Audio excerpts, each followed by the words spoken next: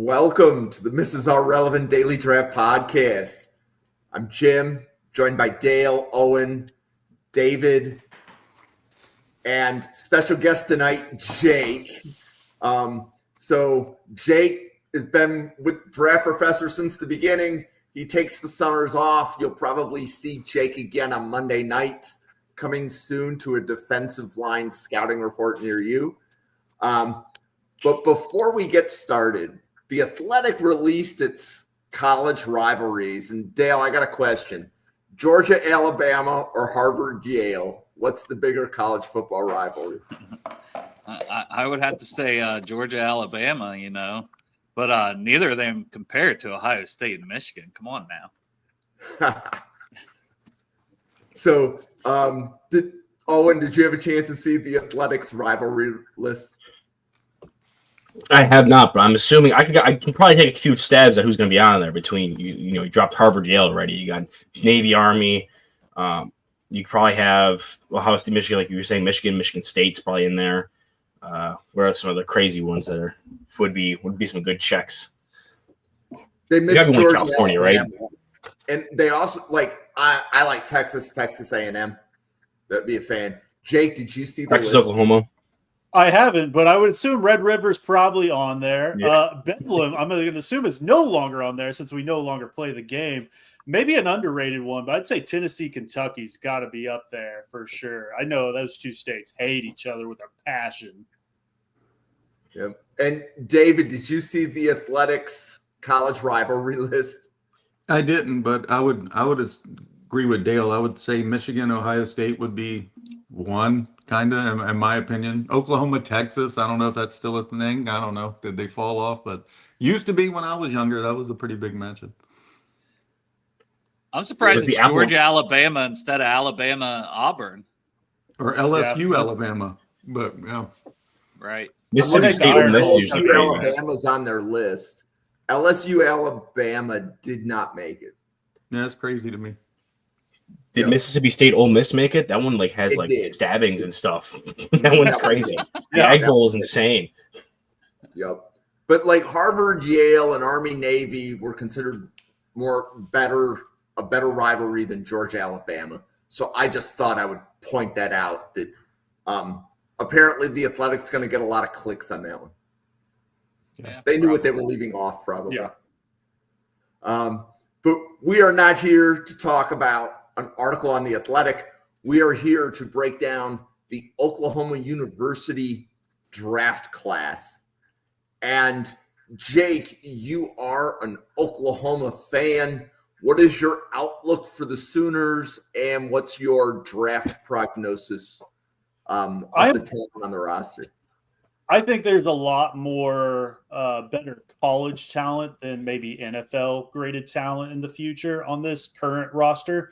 There's lots of young players, lots of transfers coming in, primarily from smaller schools. We're really getting into a new day and age with Jim Nagy at the helm from the Senior Bowl. So we're really enjoying what he's kind of putting together.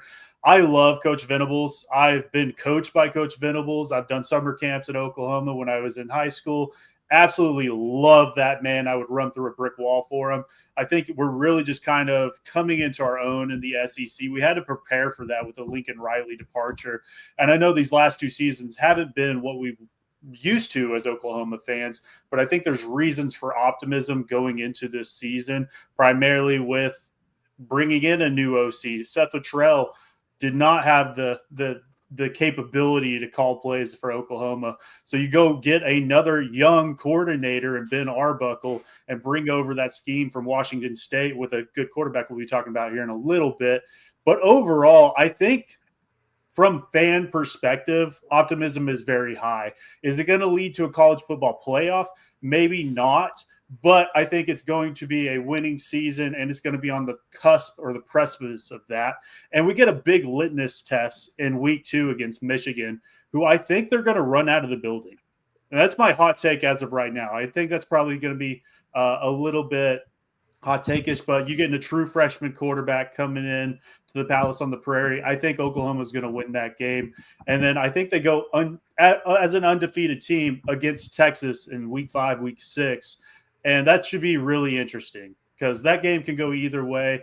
I don't believe Oklahoma's fell off. We've dominated that rivalry for the past decade, and I don't see that changing anytime soon. So it's going to be interesting, but I believe optimism is very high for Oklahoma. Cool. So Oklahoma has quarterback John Mateer. Jake, what is your draft? First of all, the Titans got their quarterback, so we're not predicting Mateer to the Titans, right? We're not covering Titans today. But what's your draft prognosis on Mateer? You're correct. We're not talking about Cam Ward. We're talking about Cam Ward's former teammate. And maybe the first snap I ever saw of John Mateer was when they were both at Washington State. And there was a play where Cam Ward lined up at the running back position with a certain other person under center out of the gun.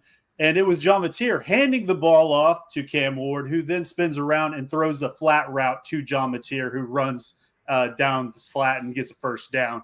I was like, okay, that's interesting. It's not something you see every day. Lo and behold, Cam Ward transfers to Miami after scouting him. Then he becomes number one overall pick for my Tennessee Titans, which I'm very excited about. And now John Mateer follows Ben Arbuckle, who we were talking about earlier, over to Oklahoma and replaces a Jackson Arnold who was abysmal for the Sooners last season.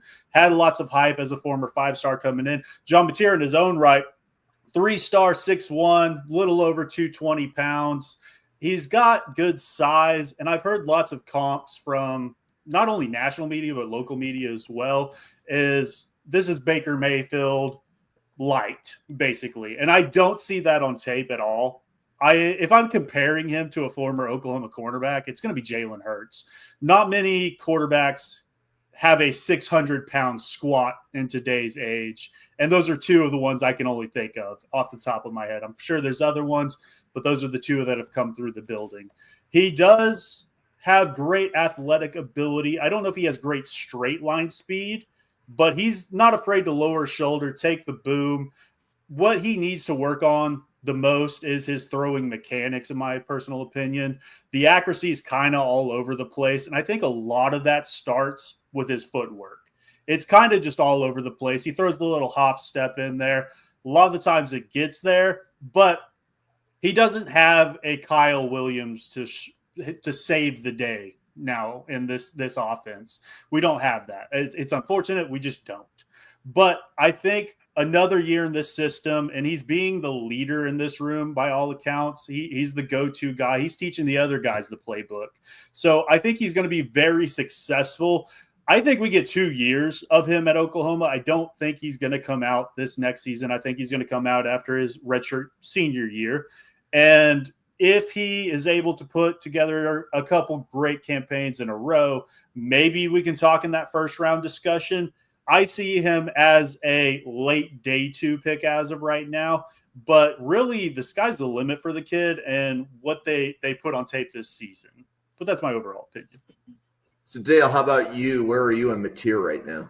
Yeah, I got him similar. I'm probably late day 2, and I know Owen's probably down there pulling his hair out that both of us have him day 2 based on what we were talking about before the show started.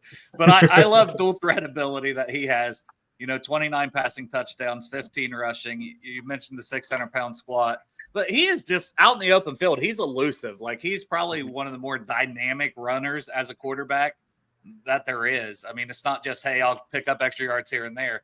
He can actually run it, make a guy miss. Like, he has some nasty juke moves on tape when he gets out in space. That it's just a fun prospect to watch. You do wonder about the size. He's only a 1-year starter at Washington State, so this will be his second year as a starter. And the step up in competition to SEC play is kind of the biggest question. When he's playing that schedule week in and week out, how does he do? But I think he's also got more talent. I mean, you mentioned Kyle Williams. Yeah, maybe he doesn't have that at receiver, but I really like the running backs there. I like the O-line guys that Oklahoma has. The defense, I think, will give him the ball back more with more opportunities on offense. I'm excited about him overall. I do think he needs to be a little more patient in the pocket, not look to take off and run so much all the time. And then his footwork. He has to work on his footwork because you mentioned that affects his accuracy. Overall, his accuracy numbers aren't bad, but there's just some plays where it's like, what the hell was that? and it's a lot of times because of his footwork. So it's something that he definitely has to improve and be more consistent.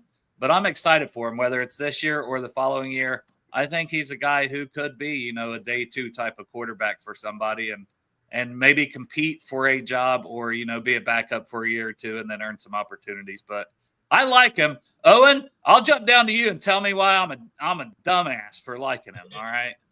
Let me just say this. I love John Mateer as my NCAA 2026 quarterback. I'm going to love playing against him in the video game. That's going to be so much. He's very much backyard quarterback to me right now. He has the electric athletic plays. He's got an arm. He can get some good zip on the short, the intermediate stuff. Can push the ball down the field a little bit. I think he's a little overconfident in it a little bit. I think he's not like this Josh Allen type thrower, but he can get it out pretty well. Some of the things, so as kind of reference here, I'm not the highest on him. I have him with a draftable grade just because he is such a good athlete. Probably the best athlete I've watched at quarterback so far this draft cycle. I haven't gotten to some of the big heavy hitters yet, but between some of the episodes I've done so far, he's definitely up there for some of these players that when it comes to being able to run with the football, use his legs as a method of attacking defense. So I do think that boosts his draft stock, and his arm talent is good as well. So I do think is going for him specifically. But for me, it's the footwork, like you were saying, where he can tighten up a little bit. It's inconsistent when it comes to planting and driving, and that oftentimes affects his accuracy, which at other times can be good at spots, but can definitely be inconsistent. The pocket presence is something that was infuriating to me. There was a lot of taking drop back, pat the ball twice, and then he's running forward in front of up the middle of the pocket or running himself into pressures more often than not. And he's not the best when it came to being under pressure, especially with like free rushers or when he was asked to throw under duress. So I do think that he created a lot of his own problems as a passer, especially when it came to that pocket presence.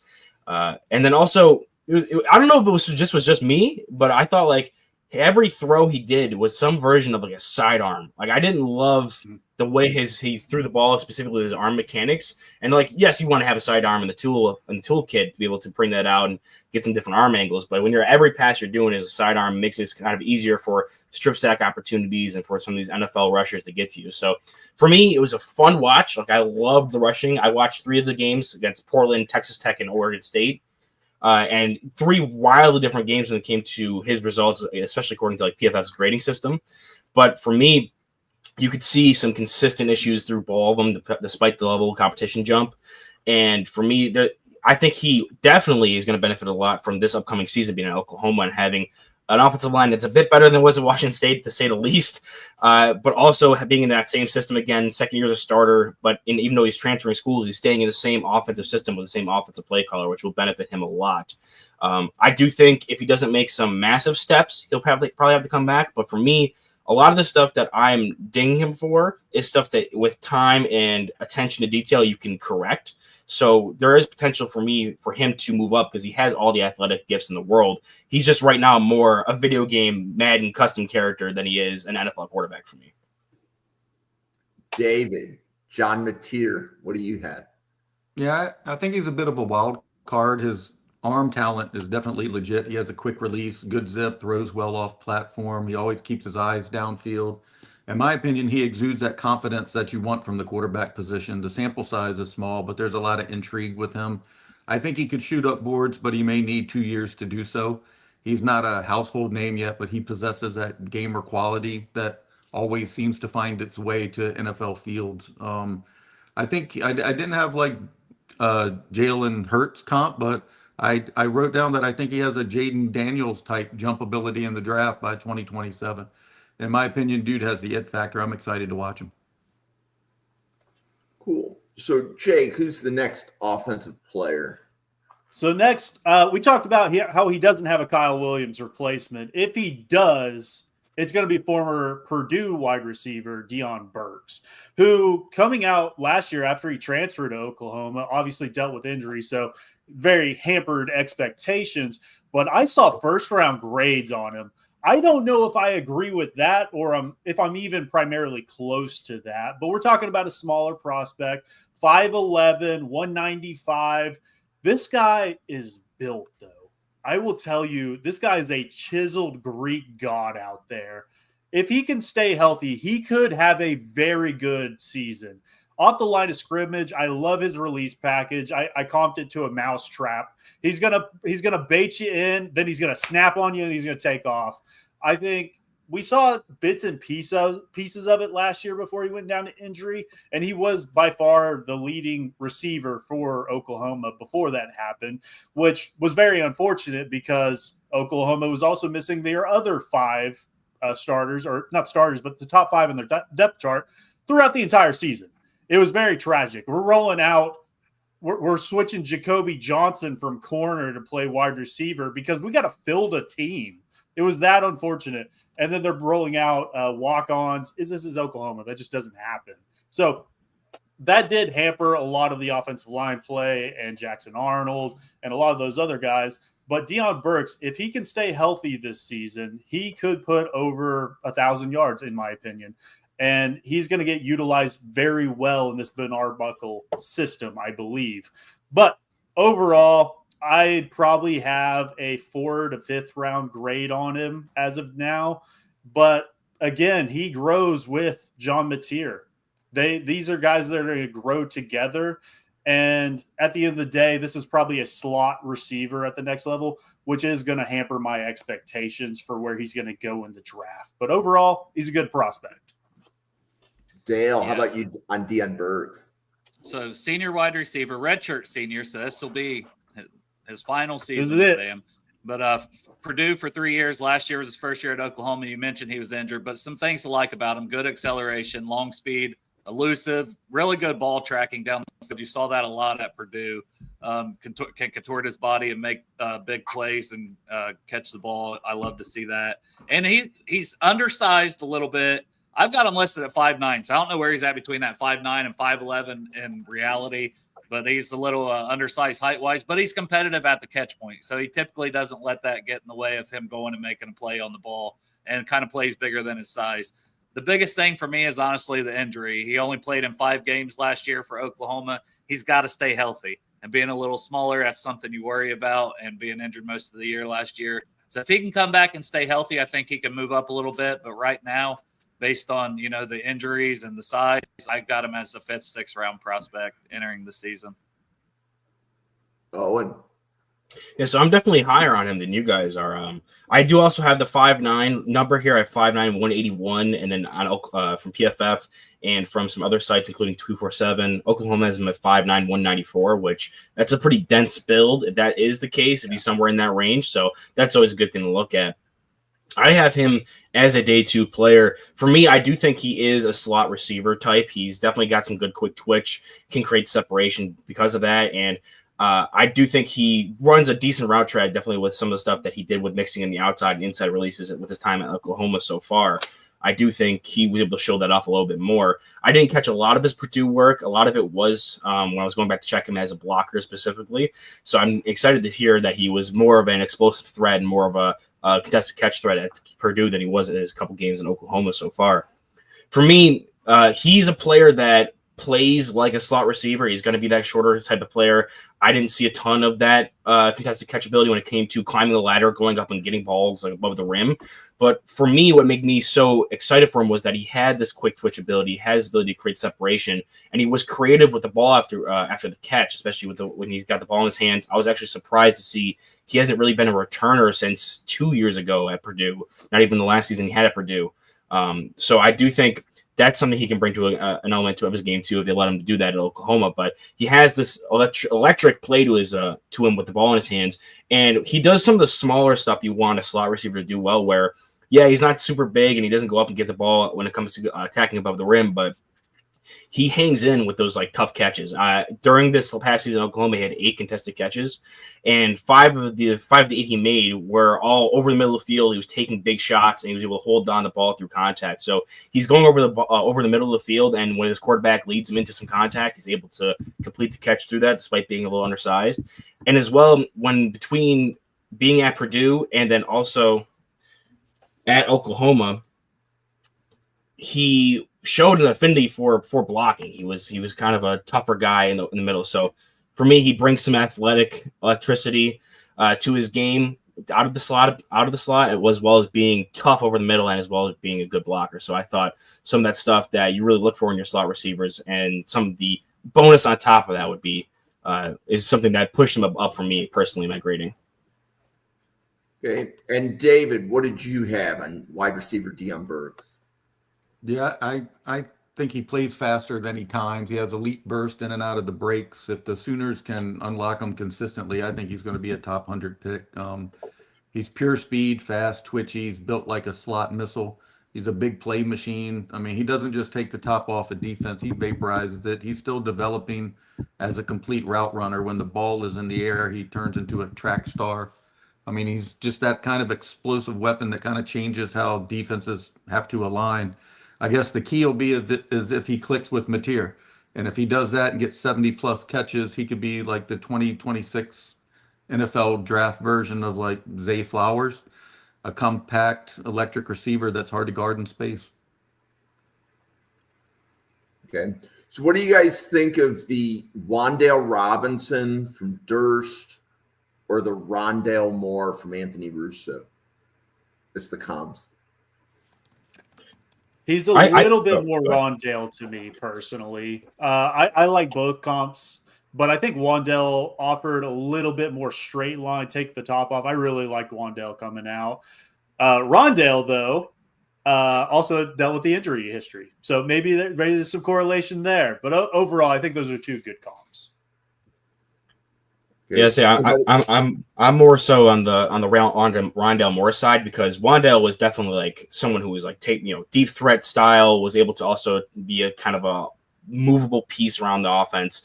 Where I think you have with Burks is a lot more of a traditional wide receiver, traditional slot receiver who's going to win with some route running, has that ability to win after the catch, similar to what Rondale did, but not so much being like a movable chess piece, line up in the backfield, take the top off on the outside kind of thing. So I think he's more typical of that than what Wan'Dale was, which was kind of this crazy move him, put him everywhere, see him in different looks kind of thing. So I think he's definitely closer to Rondale than he is Wan'Dale. Okay. And then do you guys like if it's 5'9" versus 5'11"? Dale, is that going to change your eval or your grade at all? I mean, probably not too much, but he appears to be closer to the 5'9". He looks shorter. Yeah. But I mean, he's going to play in the slot, like we've kind of all alluded to, probably regardless. So I mean, it's not as big of a deal there typically. And he's competitive at the catch point, and he's tough over the middle, as Owen talked about. So there's a lot of things that being 5'9" is not going to hurt him too much. I'd be interested in looking at the metrics over the last 3 to 5 seasons and just see how many teams have expanded to how much they're employing a 11 personnel or some sort. Because I feel like slots are getting out there on the field more and more. And if that's the case, that's also going to raise their draft stock a little bit. This isn't the 2000s where you only need your X and your Y and that's it, your X and your Z. This is becoming more prevalent, which could help him. And I think it will. And I think teams are adapting to that. Okay. So Oklahoma has 2 running backs, Jaden Ott and Javonte Barnes. Jake, you want to kick those off? Yeah, I think we can really lump those two together. Essentially, they're the same size. They're 6 foot, 205 to 210, and they have pretty drastically different play styles, though. Obviously, Jaden Ott, the belle of the ball, transfers in from Cal after many seasons there, had the injury last season. Me and Josh covered him and scouting in October as of last year. And we had draftable grades on him then. We have draftable grades on him now. But this is a guy that's more quick than fast, but is a versatile piece. He offers a lot in the receiving game. Pass pro, I think he has some areas to improve. But we're talking about Barnes on the other end. That guy, he blocks with hate in his heart. I love to see it. And Ott, more versatile in the backfield. I think he could fit primarily in a zone-based scheme, but I think he could do well in a gap-based. But we're looking at Barnes. He's a one-cut-and-go type of guy. I think he averaged 4.7 per carry last season. He's dealt with injuries over his course of his career. He's been at Oklahoma his entire career at this point in time. What I think is really working against these two are the other two backs in the room. And this is DeMarco Murray. He's the running backs coach for Oklahoma. And I love me some DeMarco Murray, and especially his time when he was at Oklahoma and also with Tennessee. Dallas, okay. But he's going to employ a lot of running backs into this system. And it's hard to take off an Xavier Robinson, who's like 6'2", 230 plus, who's a true sophomore. Then you have the 5-star Taylor Tatum, who struggled with ball security last season a little bit.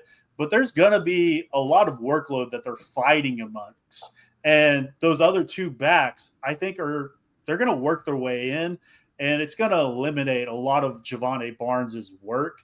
Ott, I think, is going to lose a lot of work as well, which in the long term, maybe that allows him to hit a little bit more. He gets to show his talents, and he's fresh there out on the field.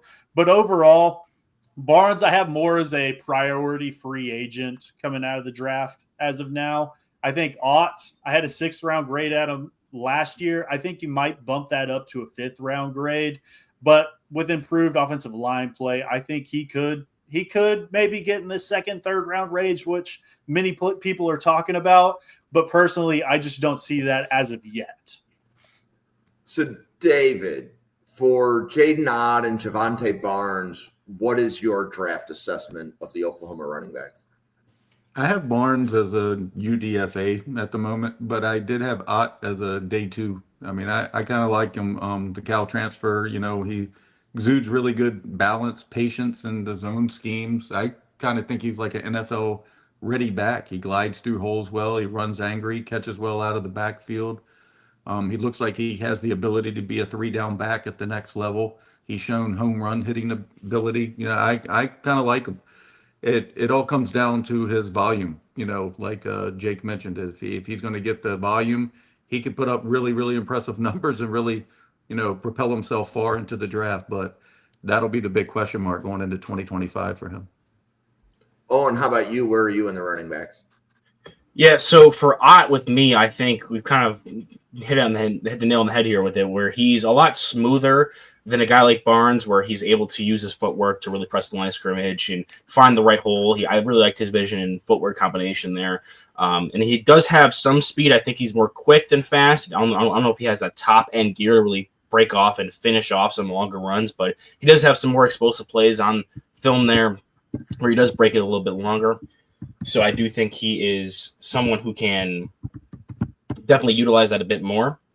I do think he's a bit high cut. We talked about how him and Barnes are the same size, where Ott is super long and leggy and has a lot of room where he does show some contact balance, but I can definitely see a lot more plays where he's going down on first contact than a guy like Barnes is, who is the same size, but is a lot more evenly built and has a lot more muscle in that lower body than what a guy like Ott, who has a longer lower body and harder to pack on some weight in there, can do. So you definitely see that with how they complement each other in the Oklahoma running back room, especially with like when you put their talents next to each other, comparing Barnes last year to Ott last year, where Ott's going to be more of the zone style, being able to hit it with some explosive plays, really work with as the starting back, and then Barnes can come in and be more of that middle inside power gap scheme grinder, get some short yardage opportunities there, where I didn't think Ott really excelled a lot there. I think Barnes can complement him better just because he's a better body composition for it and just showed a better affinity for that style of play, as well as complement each other with third down ability. I didn't really see Barnes as this great receiving threat. He's not the best athlete in the world, but he can step up, punch people in the mouth when it comes to pass blocking.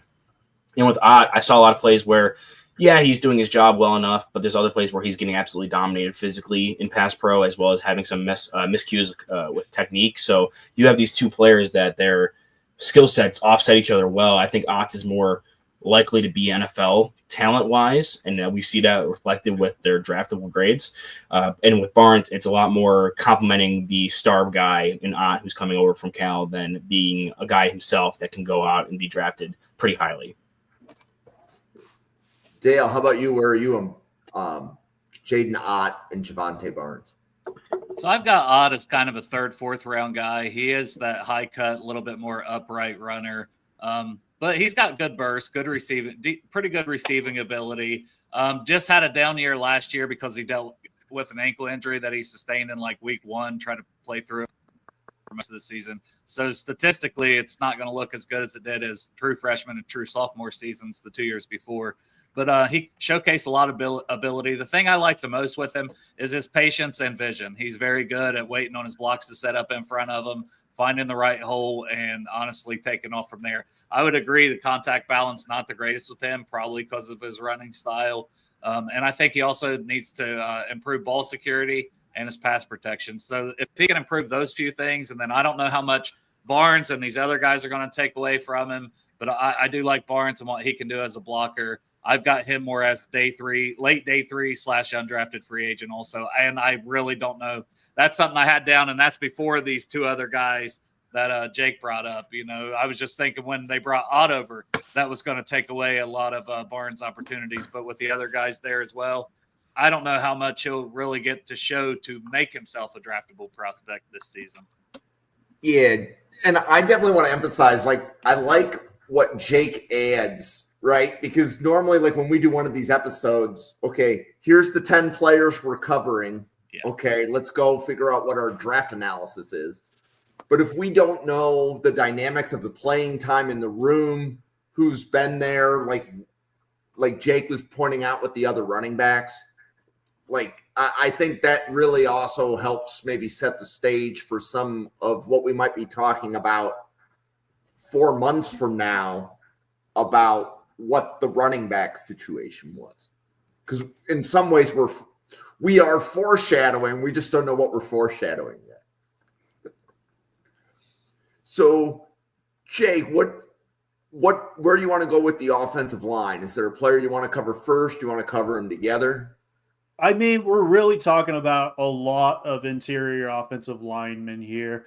From Febechi Wewu, Derek Simmons, who will be starting. We're anticipating right tackle, but he's going to be kicked inside at the next level. Then we got Troy Everett, the center, and then we got Heath Ozaida, who is going to be fighting for a starting position. Who he started, I think, 8 of 12 games last season. He'll be fighting with EPL or Eddie Pierre-Louis, who I'm sure you guys have seen his social media clip, came out a couple years ago, which you see a 320-pound lineman running track and dusting everybody in the field in a 100-meter dash.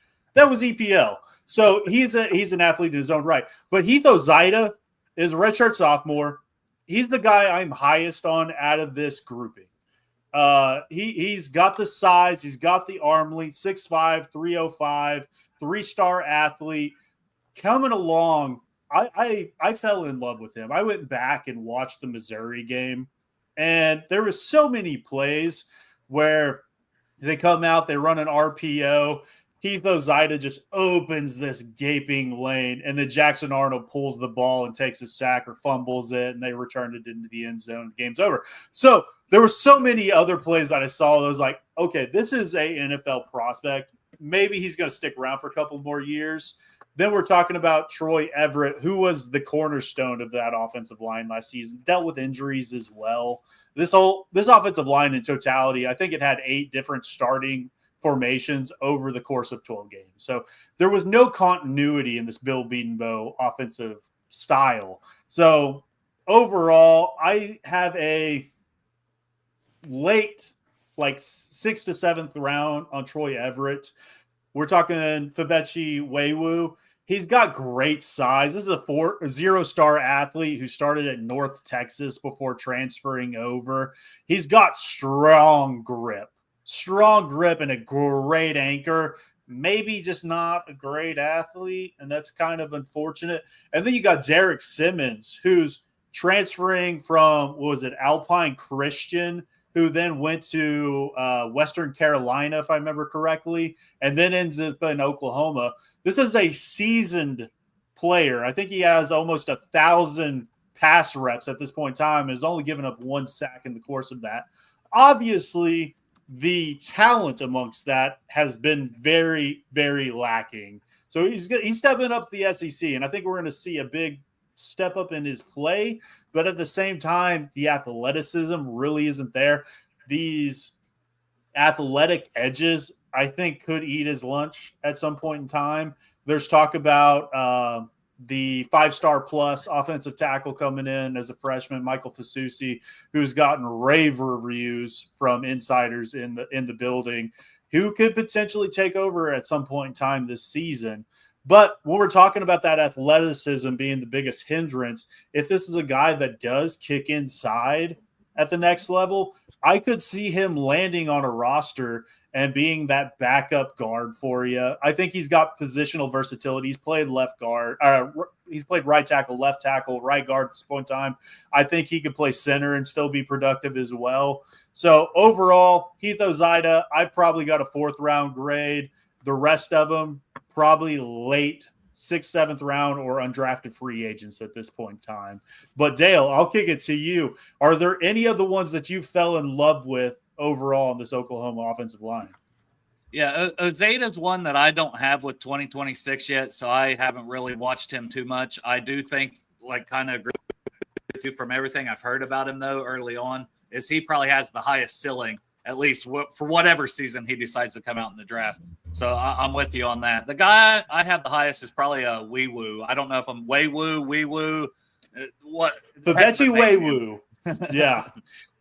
But 6'4", 339, so thickly built guard, entering his redshirt senior season. You mentioned, he walked on at North Texas, became a starter there, now earns his way to go on Oklahoma and be a starter there last year and a returning starter this year. I mean, that shows a hell of a work ethic by him, just being able to do that alone. 0-star walk-on at North Texas to Oklahoma starter is very impressive. 72.1 pass block grade per PFF last year. He's got a very good attacking, finishing mentality, so I like that along with the size. Big, aggressive guy's a run stuffer as well, or run blocker. He did allow 16 pressures and 4 sacks last year, so you'd like to see those numbers decrease that he gives up. And you mentioned the biggest knock on him is athleticism. He's not a very good athlete. He's not going to move out well in space, and that limits kind of his upside and potential for the NFL. But I've got him as kind of a 4th-round type of player for me. I think he could slide into that early day 3, take a shot at this guy, get him in there for guard depth on a team. Everett, I don't have too much on, so I've got like a late day 3 on him.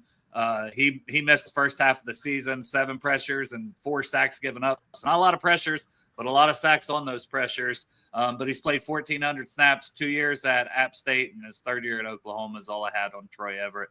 And I didn't have anything on Simmons that we just kind of added today. So, and I'll toss it down to you and see what you got on all these guys. Which ones you want to discuss? Yeah, so I didn't check out Ozaida myself. You definitely sold them really well, Jake. I'm also curious to hear because I was just checking out their Our Lads for their depth chart here, and they have him listed as the backup left guard behind Jacob Sexton, who we didn't really touch on. And your talk about how they're how much they went through and how little consistency they had in the offensive line room there. So I'm curious to hear if you have anything to add on that. But for me, when it comes to grading these guys, I only got a cursory look at a couple of them. For me, Nwewu is probably the top guy for me right now. He just has the size, specifically being what Dale was talking about, where he's big as well as being tall. He's a thickly built. For me, yes, the athleticism is going to be a drawback, but something that I found really liking was that in a phone booth, he has some lighter feet where he's able to get upfield, be able to drive a little bit more. He's not stuck in the mud when it comes to latching on and driving guys out of his area. So I do think, yes, his athleticism is going to limit him a lot with what schemes he can be a player in. And he's going to be a depth lineman, at least early on, especially as he cleans up a little bit of his technique issues and gets just more reps under his belt. But for me, with his ability to have that size and as well be able to latch on and drive guys out and really benefit from utilizing that size as a run blocker, I think he has NFL draftable traits that he's going to find a way onto a roster this I guess the next year, April. So, David, how about you? Where are the Oklahoma offensive linemen for you right now? The only 2 that I wrote up about was Fabechi. I think, he's like a bulldozer in the run game, but his pass protection remains a work in progress. His hand placement and balance have been a little inconsistent. I think everybody's touched on the athleticism, but he has the frame, the punch, and the mean streak that offensive line coaches covet. So he'll get a chance, and he has a really good work ethic. As far as Derek Simmons go, He feels like one of those under the radar guys to me. I think he had 24 starts at Western Carolina, and he was a steady presence there. He's tough, reliable. He's very assignment sound. He's physical in the run game. He was, pretty solid in pass pro. And from the people I've spoke with, he is bringing a big chip on his shoulder to Oklahoma after taking a very long road to get this opportunity. So from what I'm told is that most are saying don't be surprised if he becomes a key piece before the season's over. They're really looking forward to him. He'd probably be right tackle now, but he probably projects more as an IOL at the next level. Okay. So, Jake, any other offensive players we should mention, or should we pivot to defense? We should talk about the Gibson brothers, just to bring them up, give them their flowers. They're not brothers, but we got Giovanni, who is the transfer out of Arkansas Pine Bluff, who put on a great season there, earned his right. And we're seeing more and more of this with Jim Nagy is, hey, small schools kid had great performances. Let's try him at the next level, opposed to going for these former 5-star flameouts in the transfer portal and bringing those guys in. That's the way he's kind of operating as of now. I'm liking to see in it. Giovanni's been getting rave reviews thus far through the offseason, and it almost been the number one target is what many are reporting.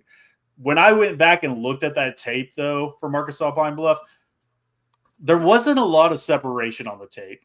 And that's a big red flag for me, especially at a lower level like that. And then you have Jaden Gibson, who dealt with a knee injury this whole past season, tore his ACL before the season, and has been rehabbing and coming back from that. But we're talking NFL size. I believe he's 6'4", 6'5", 200 plus pounds, has deep speed. So that's a guy that if he comes back, he's healthy. You might see him put it together a little bit and maybe get his way into the conversation.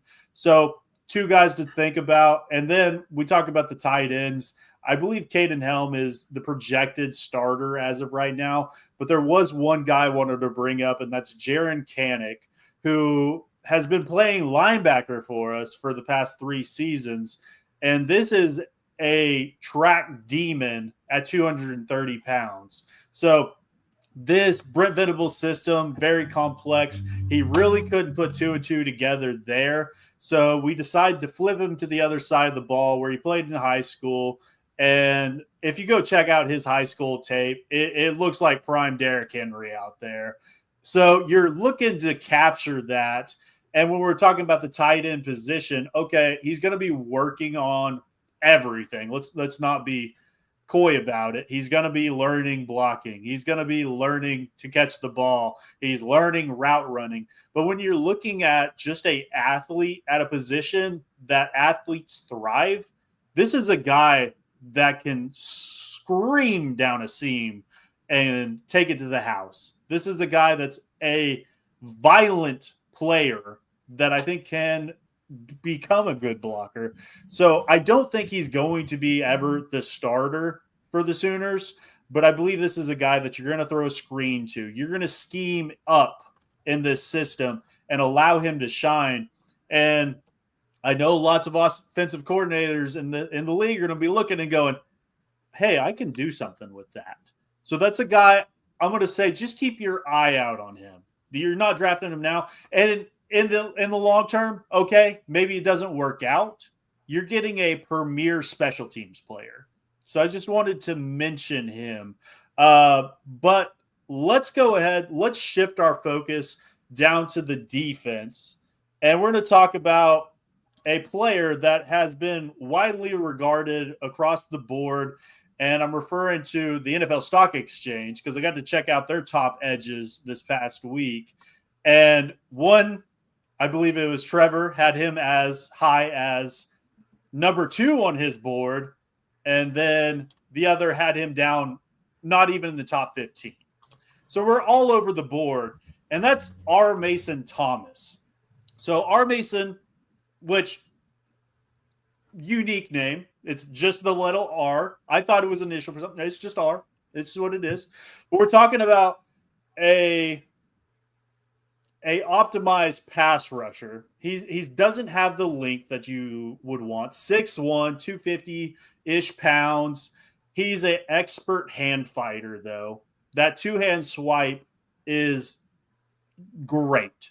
We're talking a player that had, I believe, 9 sacks last season in the SEC and was a closer. I can't remember how many times I was sweating bullets last year because the game was closer than it shouldn't have been, like Houston.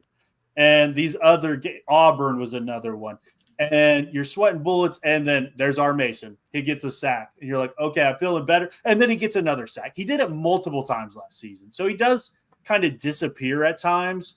But overall, I think he can be a designated pass rusher at the next level. But just look at it as, okay, this isn't a 3-down player at the next level because he's going to be taken advantage of in the run game by these bigger, these longer pause tackles at the next level. But overall, this is a guy that I've seen touted as maybe a first-round prospect. I don't see that. I'll be honest with you. I see him more probably 3rd, 4th round as of now. But if he puts together another or gets close to another 10-sack season in the SEC, he's turning heads because of what he does. He does very well. And I'll leave it at that. Yep. So, David, you have some interesting metrics when you choose which edges to evaluate. I remember you explaining that last year. Could you explain the metric and then say how R. Mason Thomas kind of fits into that? And David, you're muted. Yeah, I'll mention Mason first. I'm a fan of him. I have him as a round 1. I do see, the huge disparity between everybody who's been evaluating him, but I like the twitch that he shows off the edge. I think he's starting to put it together technically. He's a, speed rusher who can bend, dip. I think he mentioned swipe with the best of them.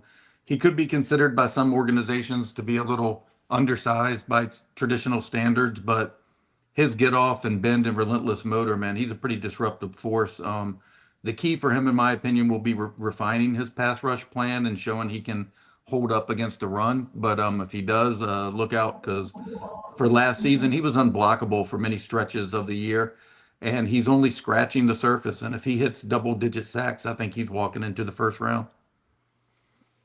Okay. Oh, and R. Mason Thomas, what do you have? Yeah, so he's the highest graded player I have from this batch of players we watched today for Oklahoma. And for me, I think at worst, you're getting a designated pass rusher in an odd front scheme where you're having a guy who's going to be an off-the-ball rush linebacker type. And I think that could also help mask some of his run defending deficiencies if he is potentially the weak side outside linebacker in a 3-4 system where he's allowed to scrape from the backside and attack. He had some really impressive lateral movement ability for somebody who's pushing 250. So if you're able to get him coming from the backside, scraping down towards the end of the line of scrimmage and then attacking plays behind the line of scrimmage that way, if the play side holds up there, I think that can help him be more of an all-down player. So he's a bit more scheme-specific than you'd love from a first-round player. But we've seen players that have those limitations, like Jalen Walker last year, where he's going to need to be drafted somewhere specifically to fit best. And I think there are fits where you can see Thomas really excel when it comes to being an all-down player. But at the worst, you're getting a guy who can come in and be a speed rusher, a pass rusher who has incredible bend and speed off the edge, especially for someone who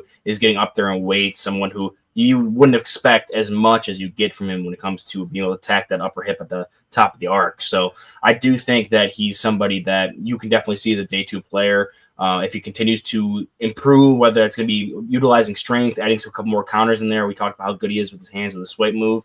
If he can add some other things and other elements to complement his speed rush there, I think he can definitely bump his stock up to being a high round 2 or even into the late round 1, depending on how the season goes in the SEC.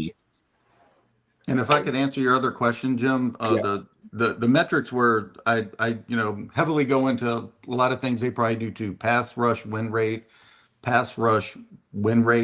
plus minus expected pressure rate, snap to pressure times, just measuring how quickly a player can get to the quarterback with their burst and explosiveness. But I do put a lot of stock into that stuff because most of the players who have performed at high levels of that collegiately do translate very well to the NFL.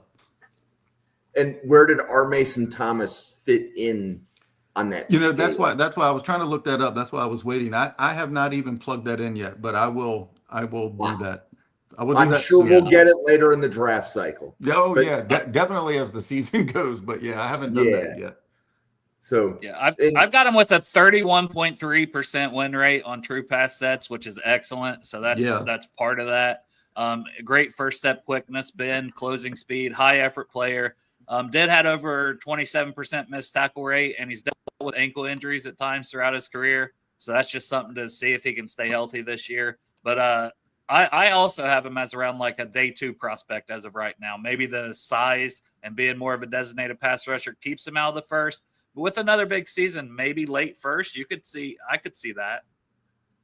So what is the highest that we have seen a designated pass rusher drafted where we knew from looking at the scouting reports, like I have an image like Jonah Ellis, I knew he would be designated pass rusher. I think that's what I had heard on Javon Solomon before the draft as well. Can any of you think to players where the scouting report just said designated pass rusher? Can we think of one that went on day 2? I can give you one because it's not a comp, but it's probably the most comparable player that played at Oklahoma, and that was Nick Benito, who went in the second round, was a more designated pass rusher, was a speed rusher. He's turned into a little bit more with Kansas City, but that is one guy that I looked at, and he was drafted right at the end of the second round. But it's possible, and a player's done it at Oklahoma before. As a player who did you have any that came to your mind? So the one that immediately came to my mind and kind of similar to Nito was Noah Spence, who's former Ohio State, Eastern Kentucky player. He went second round to the Bucks. He was a bit more undersized than a guy like Mason Thomas is, just because he was like 220, 230. He was kind of that hybrid linebacker edge role. So I think that's what made him fall. He was one of those guys who had like double-digit sacks and was super impressive on tape. I don't remember what the reason was he left Ohio State. I think maybe it had something to do with his character concerns, which also probably had him fall a bit. But that was someone who you thought you looked at were like, okay, that's going to be more of a designated pass rush player. And then even like recently, even though I don't think he's specifically like you would call him a designated pass rusher, but Chop Robinson in the first to the Dolphins, he was a guy who had size concerns when it came to how well he's going to hold up when it comes to staying inside and being a run defender. Like he had a ton of length, but he was like 240, sub 250 player. Him and then even like Azeez Ojulari when he came out, he was another guy who was sub 250. He was the top of the second round player. So those are just a couple of names that stood out to me that you could probably comp a little bit towards when it comes to giving you a range of what our Mason Thomas can be. Okay. So, Jake, back to you. Who are the next player or players that we want to talk about on defense, knowing that we're not going to be able to give them nearly as much time as we gave everybody that came the first 50 minutes of the podcast? No, you're good. Go ahead and throw up Durst's comment for me, just because we can dive into the edge just a little bit more. So Marvin Jones Jr., great size, former 5-star, started his career at Georgia, had a couple seasons there, didn't really come to fruition, transfers to Florida State, really had a semi-breakout last season for them, and then finds his way in Oklahoma. So between him and PJ, who was another 5-star in his own right, Adebawari, I'm sure everybody's familiar with that last name because it is the brother of Colts defensive tackle. Was it TJ Adebawari? I can't recall. Played for Northwestern, but both similar, great athletes in that right. Adebawari has been in this system for 3 years now. I don't think he's the presumed starter as of right now, but as this season progresses, I think they're going to share a lot of this workload, and maybe by the end of the season, Adebawari takes over. I think Marvin Jones does start the season. So Marvin Jones, I wasn't super high on him. He's got great size. He's got great length. He's got great strength. I think they bring him more in as a run defender than getting after the quarterback. He's going to try to out-athlete you every snap. He's just going to throw that bull rush. He's going to throw in the long arm. But as far as his pass rush game plan, it's very lacking. And maybe Venables gets a hold of him. Maybe that changes a little bit. But I see a very stiff player as well. He doesn't have the bend. And we'll get to Asamigo here in a little bit. But overall, I think Marvin Jones Jr. probably a late day 3 prospect just because of the traits. Adebaware, I think, is going to stick for one more season. But if he is to come out, I think he's going to show out at the combine. And that's a guy that could shoot up draft boards.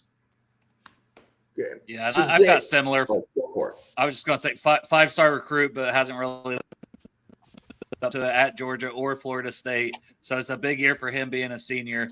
He's got good pop in his hands. He's got long arms. The pass rush just hasn't been there. 6 career sacks in 3 seasons, only 24 total pressures. That's just not good enough as a pass rusher. So I could see them leaning on him more as a run defender. He doesn't really have great explosiveness and as a pass rusher. So I've got him also like 5th rounder, but there is some upside because of the same traits that made him a 5-star recruit.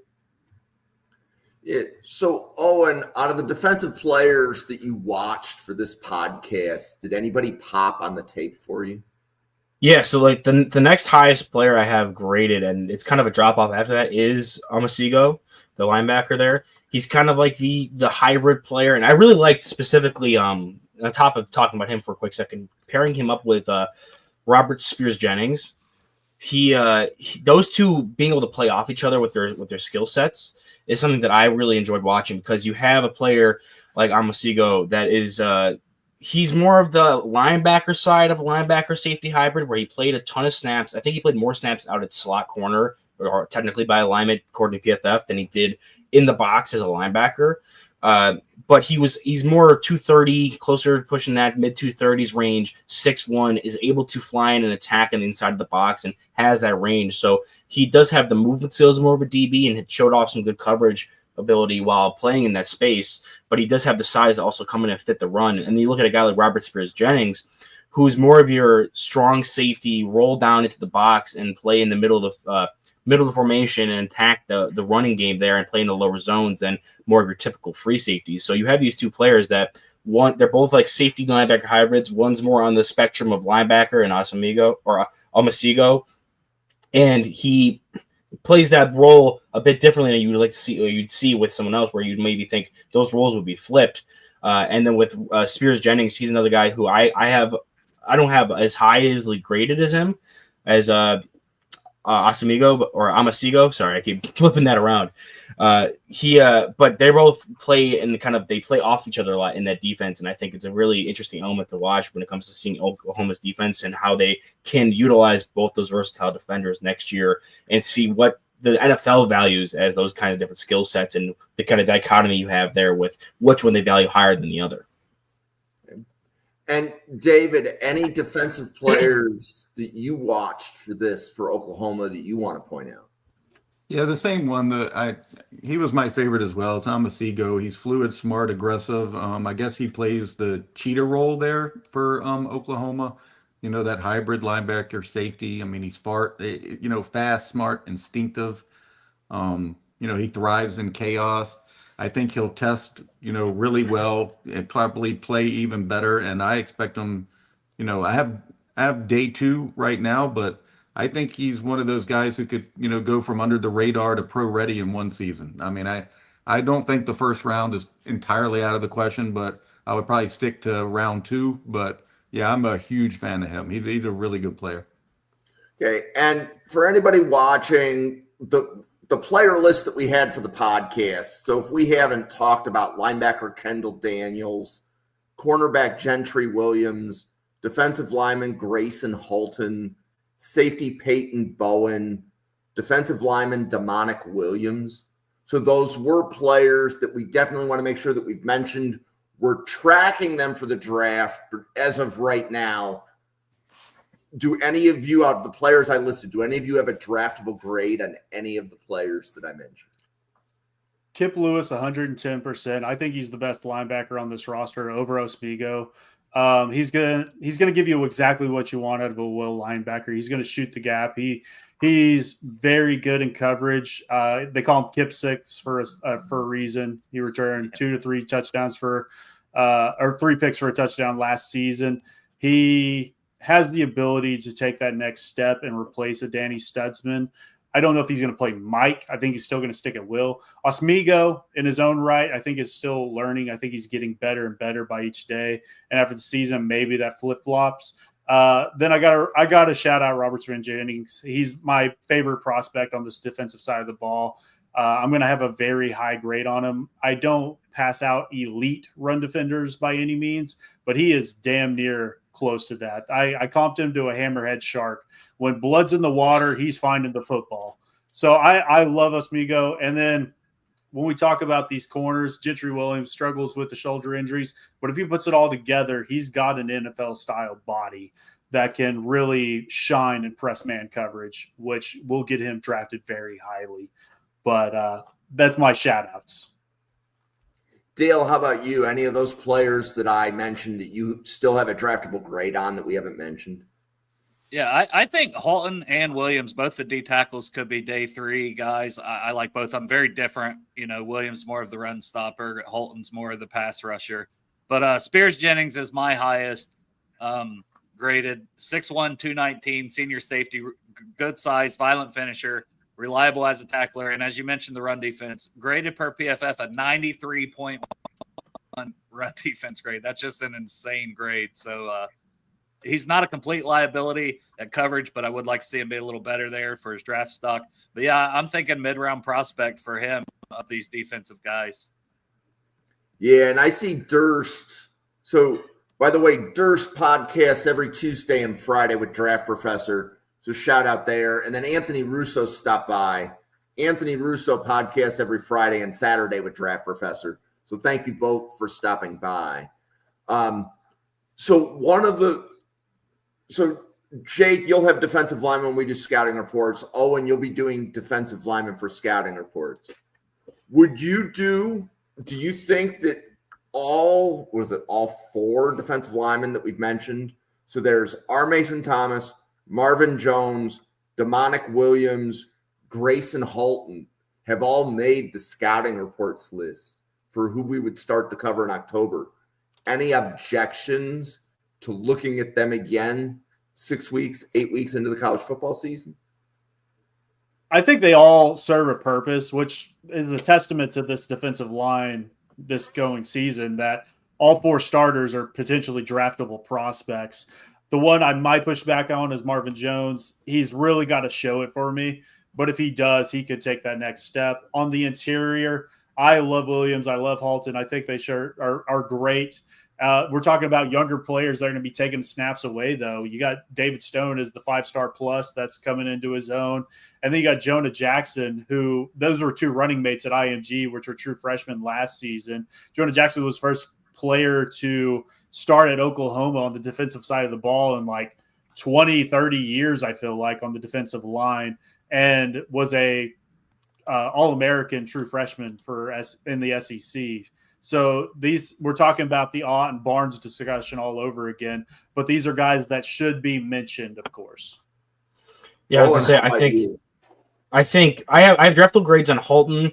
Obviously, we talked about Thomas earlier. He's probably my favorite of the guys we talked about so far. And then with Williams, I didn't get a full-on grading on him, but from what I saw, I definitely would want to bring him on and think he could be someone that we talk about when it comes to that. The only one I have a big question mark on would be Marvin Jones Jr., but from his pedigree of being Georgia, then Florida State, and now at Oklahoma having the size he has, I'm sure he'll be someone that's worth even throwing a mention in as someone who can probably just get drafted based off traits alone. And I'd be excited to see if he does put stuff together that you can have a guy there who's complemented best off of these other 3 guys, and including some of the younger players that Jake just mentioned, like Jaden Jackson, who's going to be a stud.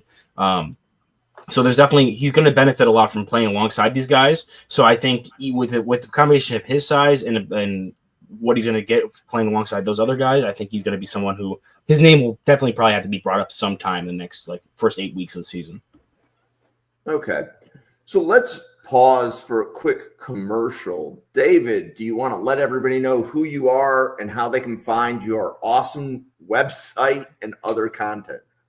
Yeah, you can follow everything. I post everything on my X account at PHL Eagle News. I cover the Eagles for Philly Sports Network and Metro Philadelphia newspaper. And the website is Philly Cover Corner, but don't let the Philly name fool you. It covers all 32 teams. You can click on the analytics section and look at information for anybody in the draft, tendencies from GMs, and all of the things that, people who like to get into the more analytical part of the game would find interesting. Cool. Owen. Yeah, so I'm a former scout at the college level for the University of Buffalo Bulls, and now I'm over here working. Basically, this is my full-time gig when it comes to football stuff. Working with the Draft Professor on Mondays and Wednesdays with Jim. Mondays, we're as you're watching, we're covering the different teams leading up to the college football season, giving you guys a good preview of the draftable players, and as well as giving you a good preview of how these teams are going to perform. I know I've definitely built a good watch list of games now based on some of the teams we've covered so far, including Oklahoma. We've covered Clemson in the past. The Wednesday crew that are also doing the same exercise. They just got done covering Indiana, which I popped over there for. So a couple of these teams that you're going to want to start building your list of watchable games just from these episodes alone. So you can catch us doing that on Mondays and the other crew over there on Wednesdays doing that. And then I'm over there on Wednesdays with Josh, Jake's running partner in the fall, covering the different teams, talking about them schematically, and basically doing previews for every team in the AFC, as well as a couple sprinkled in from the NFC there. So that's what I'm doing over here at the Draft Professor. But as well, I have my own YouTube channel and Twitter account at Weekly Huddle, where I have a couple of other draft professors coming on, making some content. We did some summer scouting. I have a mock draft, 2026 mock draft going up with Bill Sparks that I'm actually currently editing, as well as I'm starting a series where I'm going through and looking at the film of notorious busts and steals in the recent NFL drafts and watching their film and seeing whether or not we missed on them originally or if they just achieved or underachieved based off of what we saw from their film. So I got a good series coming out with that soon. So a lot of content coming over at the Weekly Huddle YouTube channel. Dale. Yeah, you can follow me on Twitter at Bengals Brews. That's a weekly show I do Mondays and Fridays at 3:30. And also been doing a Wednesday show. This will be the second one this week with another draft professor, our buddy Newt, that we all love so much. But we're going to be covering our top 10 running backs. We did top 10 quarterbacks last week. So should be a fun show on Wednesday. That one's going to be at 4 o'clock this week. So swing by and check it out if you like draft stuff. Yeah, draft professors are multiplying. It's incredible. Absolutely. Absolutely incredible. Jake, it's really good to see you after about 3 months. At least I think that's how long it's been. But it's been, it's about 3 months, 3.5, I would say. Yeah, the baby is 3 months on Monday, and I think it was a couple weeks before that. But follow me on Twitter /X at Glory Days Sports. I'm going to be posting mainly Titans-related content and additionally the draft. The Morning Glory Show live every Thursday morning at 7 a.m. Central Standard Time, which will be coming back here in the next coming weeks as well after some revamping. And then you can find my written content, which is kind of the announcement. Two Tone Takes will be launching here very soon. We're just doing some finalization, but you'll be able to find NFL draft and Titans-related content over there. Fantastic. So you can follow the channel right here at NFL Draft Fanatic. No, I am Fanatic. And it's the same on X and YouTube. You can also catch the Mrs. R Relevant Daily Draft podcast now on Spotify and other podcast platforms. So go look for that. And I want to give a shout out to pretty much every single one of the draft professors that's here, because in the case of Jake, David, and Dale, they may have not known this, but I was probably following them for 3 or 4 years before I started podcasting with the draft professor. So, and they were like the first 3 non-Bills accounts that I was following for draft content. So it's actually cool to see you all in a room. But specifically, like Owen said, on Wednesday, Owen and Josh are covering the Titans and the Texans. There's another draft professor coming on to do the Titans. So Drew will be on to talk about the Titans schemes as well as what the Titans draft class was. I see Newt on Dale's draft channel all the time. I see Newt on Owen's draft channel all the time. So Newt's a slut. In other words, Newt's a little slut. He bounces around from guy to guy. Yeah. And then David's website, Philly Cover Corner. So it's really cool. So, like, if you want to find out what your general manager's first round draft tendencies are, or let's say you think you know what your GM's draft tendencies are, go to David's website and see if his analytics match. Like, would your GM take a running back in round 1? David's website has that information sorted by the GM, right? So different teams will try to draft based upon RAS score, or they're only going to draft linemen, or they're only going to do something. Go check out Philly Cover Corner. The analytics on the site can complement whatever other draft content you're making. So I strongly suggest looking at it. I go to his site all the time. I was trying to bring it into Draft Professor. That didn't quite happen, but it's still a good website. Oh, thank you. But that being said, we have daily draft content. I also learned something when I was building all the tweets for this. Okay. There's a lot of people that cover Oklahoma that also do draft content.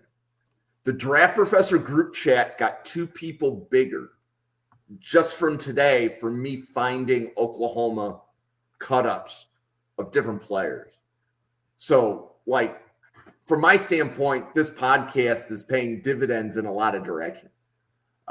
So 2 different people are going to be coming on podcasts to cover just other draft stuff with Draft Professor as a result of us putting this Oklahoma one together. So, I think the highest grade we had for a player here was a day 2 grade, but there was a lot of players that we have on the radar. And I believe we are doing LSU next week, correct? If memory serves me correctly, it's LSU next week, Ohio State the week after. Pork Chop's going to be so excited about Yeah. LSU next week. I can promise you that. Yep. And then we're doing Alabama tomorrow night. So Durst and crew will be doing the Alabama draft class tomorrow night. So if you're looking for draft content, we have it every day. And I could not create it without the help of all 4 of you. So thank you very much. So for Jake, Dale, David, Owen, myself, and the 80-plus podcasters at Draft Professor, everybody, thank you for watching.